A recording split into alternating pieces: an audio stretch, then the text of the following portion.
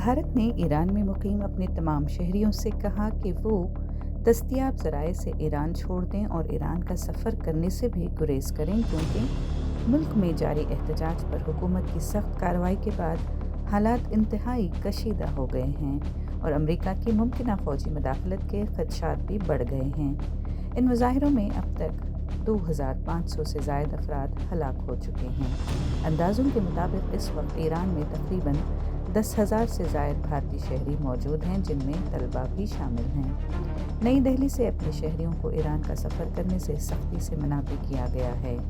ये मुजाहरे तेहरान में इस वक्त शुरू हुए जब ईरानी करेंसी रियाल अब तक की कम तरीन सतह पर पहुँच गई थी।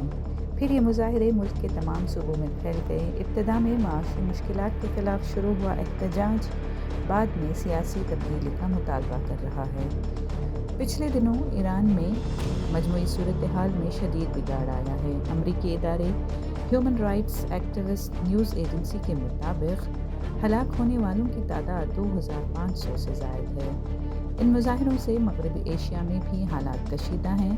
अमरीकी सदर डोनाल्ड ट्रंप ने मुजाहिरीन के खिलाफ सख्त क्रैकडाउन पर तेहरान को खबरदार किया है और अमरीकी फ़ौजी कार्रवाई का भी इशारा दिया है। कतर में वाक़ एक अहम अमरीकी फ़ौजी अड्डे पर तैनात बाज़ अहलकारों को एहतियाती तदबीर के तौर पर बुध की शाम तक वहाँ से इनखला का मशवरा भी दिया गया। हेल्पलाइन नंबर्स भी दस्तयाब हैं, जिनमें 989128109115 के अलावा दीगर 2 नंबर्स भी शामिल हैं।